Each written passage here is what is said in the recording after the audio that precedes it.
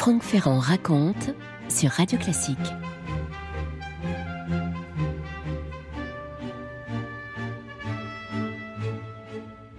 Il faisait bon flâner dans le Paris de la Restauration. Imaginez-vous rue de Richelieu, tout près du jardin du Palais Royal, au beau jour.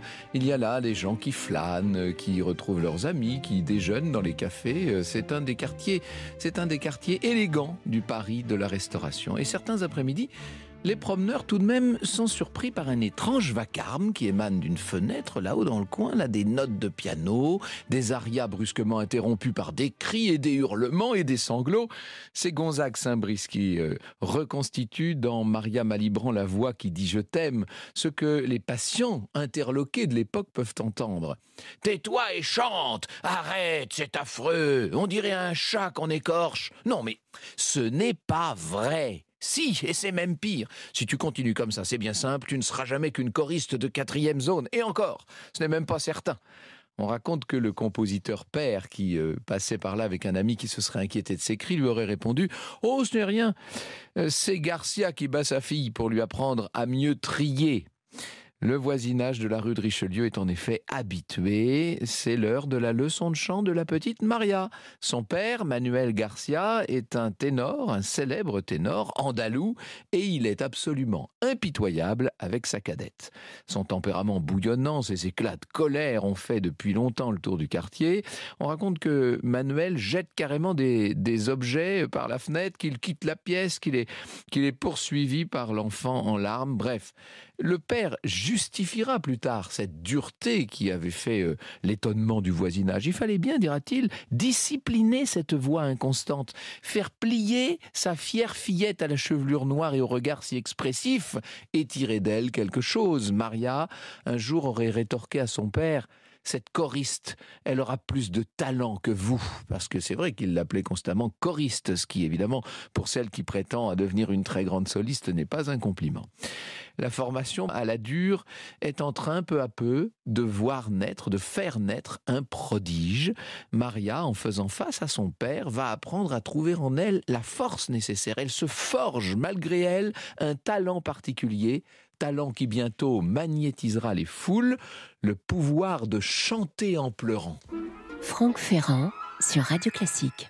Maria Felicia Garcia, vous l'aurez compris, était née le 24 mars 1808 à Paris, rue de Condé, mais elle aurait aussi bien pu voir le jour en Espagne ou en Italie, au rythme des déplacements de son ténor de père. À la naissance de Maria, lui et Joaquina, la mère de la fillette, qui est aussi une chanteuse, vont poser leurs bagages à Paris. C'est pour ça qu'elle naît à Paris, la petite. Manuel a été engagé pour quelques représentations au théâtre italien.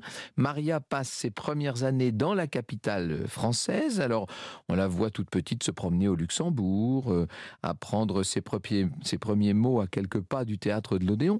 En 1811, on est donc toujours sous l'empire de Napoléon. Elle part pour Naples. Ses parents, son frère aîné, tout le monde va s'installer à Naples puisque le père de famille se produit au théâtre San Carlo, figurez-vous. Il est remarqué par le roi. Le roi de Naples à l'époque, c'est Joachim Murat, bien entendu. Il devient premier ténor de la Chapelle Royale et, comme le note Patrick Barbier dans sa biographie de la Malibran, la période napolitaine se révèle très fructueuse. Il rencontre le jeune Rossini. Grâce à lui, Manuel Garcia va acquérir une grande notoriété. Il sera notamment le premier Almaviva du Barbier de Séville. Quant à Rossini, il se prend d'affection pour la petite Maria, qui très tôt se met au piano, se met aussi à la harpe. Elle n'a d'ailleurs que 5 ans lorsqu'elle fait ses débuts sur scène. Elle est l'enfant dans l'Agnese de père, justement. Et déjà, elle montre ce qu'il faut bien appeler un sens du spectacle. Louise Héride Villardo, une parente citée par Carmen de Reparaz dans Maria Malibran, la diva romantique, nous dit « Elle entrait en scène à un moment donné pour remettre une lettre à son père, tandis que celui-ci chantait un duo avec la soprano. Or, un soir, à cet instant précis, la soprano se trouva mal et dut interrompre son chant. Immédiatement, la gamine reprit l'air et chanta au pied levé le duo avec son père, ce qui produisit dans la salle un enthousiasme délirant. » On peut imaginer. Vers 1816, la famille va donc quitter l'Italie Retour à Paris après quelques pérégrinations pour s'installer dans cet appartement de la rue de Richelieu, assez cossu. C'est là que Manuel, qui a ouvert une école de chant, décide d'enseigner son art à sa fille, avec donc cette sévérité dont je vous parlais tout à l'heure. Et puis quelques années plus tard, en 24, la famille qui s'est agrandie avec la naissance de Pauline, c'est la future Pauline Viardot, la famille s'installe à Londres. Manuel en profite pour lancer Maria, qui a tout juste 17 ans, sur la scène du King's Theatre. Elle n'est qu'une inconnue à l'époque, aux côtés de son partenaire Veluti, un célèbre castrat, mais elle tient la cadence, elle subjugue le public, et la légende dit que, décontenancé, Veluti, justement, lui aurait pincé le bras en la traitant de coquine. Après ce formidable coup d'essai, elle est engagée pour jouer Rosine dans Le Barbier. Et puis, c'est un nouveau déménagement, c'est la vie des artistes. Déjà à cette époque, vous voyez, elle va suivre la troupe paternelle à New York, où elle fait découvrir les opéras de Rossini. Elle fait découvrir aussi aux Américains le Don Giovanni de Mozart. Il y a là un événement inattendu qui va bousculer la tournée, puisque Maria a décidé de se marier. Elle a rencontré un négociant franco-américain qui est au moins 2 fois plus âgé qu'elle. Il s'appelle Eugène Malibran. Elle se dit amoureuse. Peut-être voit-elle surtout dans cette union un moyen d'échapper à la tyrannie paternelle qui commence à devenir à la limite du supportable. En tout cas, le mariage a lieu et assez vite, disons-le, le couple se met à assez mal s'entendre. C'est un ménage qui bat de l'aile, d'autant plus qu'Eugène fait faillite. Alors elle va le convaincre de la laisser aller en Europe, peut-être pour renflouer les comptes du ménage. La voilà qui s'embarque à New York sur un de ces paquebots à voile qui pouvaient exister à l'époque. Plus jamais Maria ne vivra avec cet éphémère mari, mais quand même, elle va emporter ce nom de Malibran qui bientôt sera acclamé partout par des milliers et des milliers de spectateurs. Le meilleur de Franck Ferrand raconte sur Radio Classique. Au mois de décembre 1827, Maria, donc elle n'a pas encore 20 ans, vous voyez, est à Paris et elle s'installe chez ses belles-sœurs. Pour elle, c'est un retour qui n'a rien d'évident. Son amie, la comtesse de Merlin, qu'elle vient trouver, racontera: la pauvre créature lancée d'au-delà les mers se trouvait sans guide, sans argent, dans un dénuement presque complet, et m'apparut avec ses beaux cheveux noirs et soyeux tombant en longues boucles sur ses épaules, une étroite et courte robe de mousseline, ses beaux yeux, ses lèvres qui respiraient la force et la jeunesse, ses 20 ans et son immense talent. Tout cela me frappa de vertige de courte durée. Maria, avec son incroyable énergie, trouve des engagements pour des concerts privés, et puis elle a l'opportunité de se produire pour une soirée à l'opéra, où elle va chanter aux côtés des meilleures cantatrices du moment. Succès incontestable, elle s'est montrée convaincante et prometteuse, à tel point d'ailleurs que l'opéra lui offre un contrat sur le champ, contrat qu'elle refuse.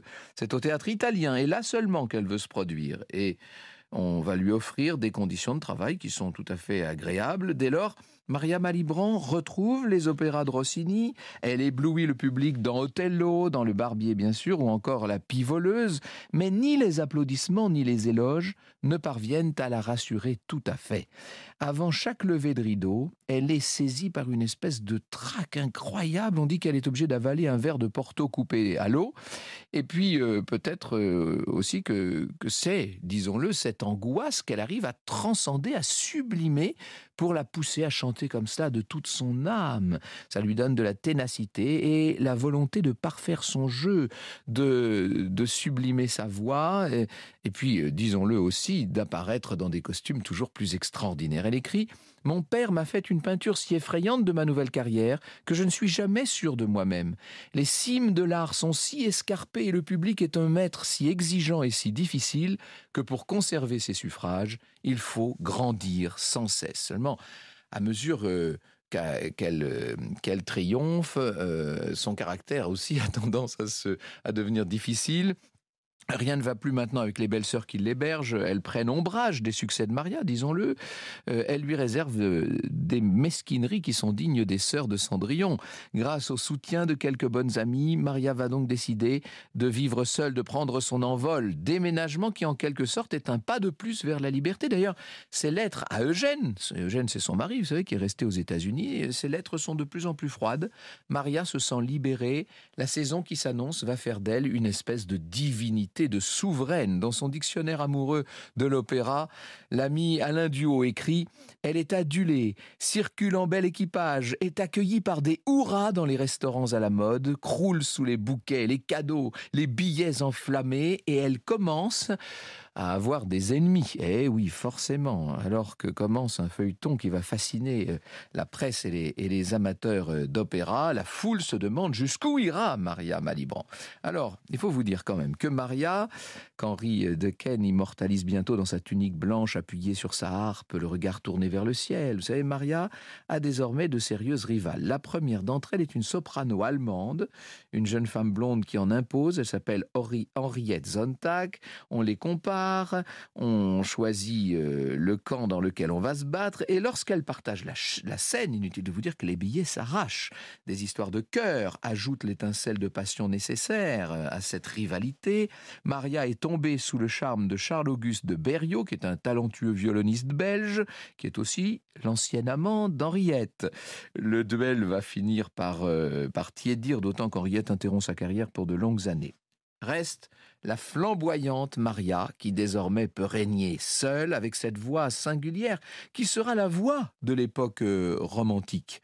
Dans l'univers de l'opéra, Jacques Bonheur nous dit « Malibran n'était probablement pas la meilleure technicienne du temps. Beaucoup de commentateurs ont considéré que son chant était imparfait, mais qu'elle compensait ses défauts par son charme, sa beauté, ses dons scéniques, la nature de son timbre et surtout la longueur de sa voix qui lui permettait de réunir les registres habituels de mezzo-soprano et de soprano. » Et cette voix bouleverse Lamartine, cette voix attendrit Musset, elle transperce Chopin qui l'appelle merveille des merveilles, et c'est George Sand qui écrit « La voix déchirante de Malibran et le poignard d'Othello vous suivent longtemps après que vous avez quitté le théâtre. » Toutes deux,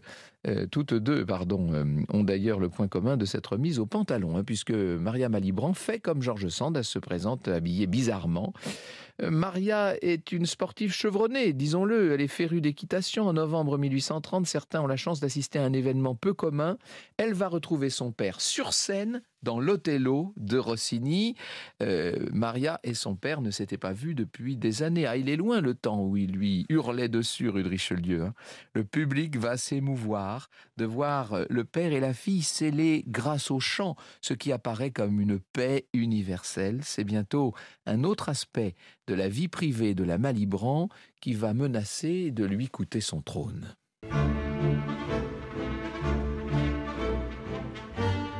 Le meilleur de Franck Ferrand raconte sur Radio Classique.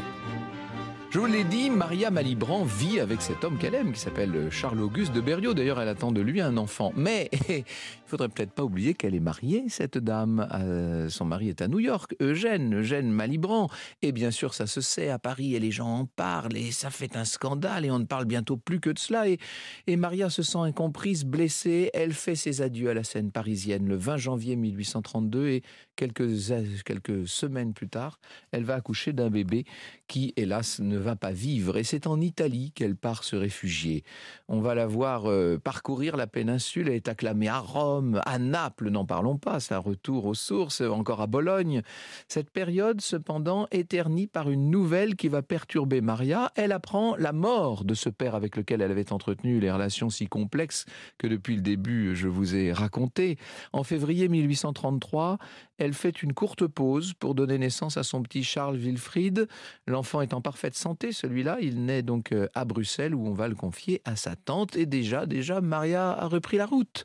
Sa vie est une sorte de tourbillon, elle enchaîne les concerts, les récitals jusqu'à l'étourdissement, comme s'il fallait toujours faire vite, plus vite, intense, plus intense. Elle resplendit de ville en ville, et lors de son passage à la Scala, où elle va triompher entre autres dans la Norma de Bellini, Milan fait illuminer les rues pour elle. On va même frapper une médaille en son honneur. Je pense que vous n'avez pas idée de l'extraordinaire renommée de cette femme qui met l'Europe en révolution.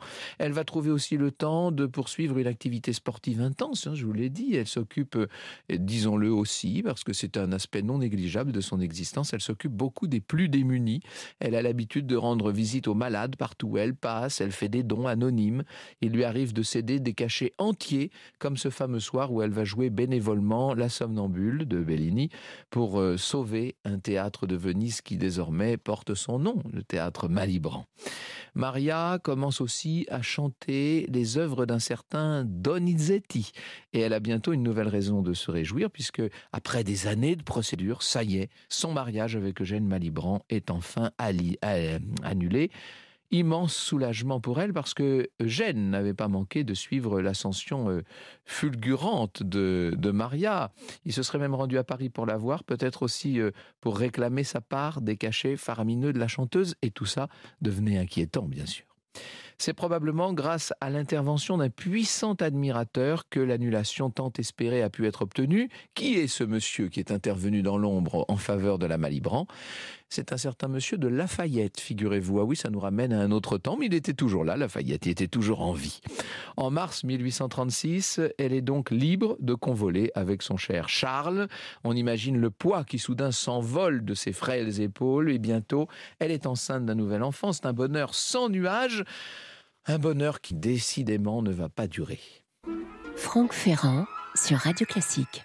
Alors qu'elle est en train de chanter en Angleterre, elle s'accorde une pause pour s'adonner à ce qui est devenu pour elle une véritable passion, parce qu'on la voit toujours à cheval, elle fait de l'équitation, et un après-midi de juillet 36, alors qu'elle est lancée en plein galop, elle ne parvient plus à maîtriser sa monture. C'est une course folle, le cheval va de plus en plus vite, elle ne sait pas comment elle va pouvoir tenir, et ça se termine mal, puisqu'elle est projetée à un moment contre une barrière. Alors elle va survivre à cette chute terrible, mais on ne peut pas dire qu'elle soit en bon état, la pauvre. Elle y a d'abord des douleurs terribles, cet hématome énorme sur sa tempe, et puis ce teint qui va se faire de plus en plus pâle. Elle tremble, Maria, elle s'étourdit, elle paraît se relever, elle paraît vouloir continuer malgré tout à chanter. Et au mois de septembre 1836, à Manchester, alors qu'elle est à bout de force, elle a réussi à surmonter l'adversité pour se présenter au public. Après le concert, on la rappelle encore et encore, mais elle sait qu'elle est à bout. Et pourtant, une ultime fois, elle va offrir aux spectateurs, avant de s'écrouler en coulisses, une de ces arias extraordinaires. Et puis, après une semaine encore de lutte contre la mort, elle est entre conscience et ténèbres. À l'âge de 28 ans seulement, Maria va rendre l'âme. Sa disparition soudaine la hisse au rang de mythe. Je cite Ève Ruggieri dans son dictionnaire amoureux de Mozart. « À Paris, tous, écrit Ève, tous, musiciens, comédiens, peintres, romanciers et poètes la pleurèrent.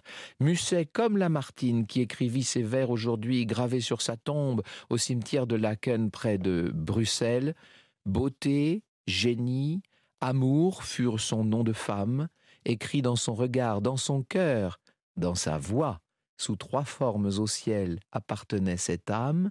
Pleurez terre et vous, cieux, accueillez-la 3 fois. Vous écoutez Radio Classique.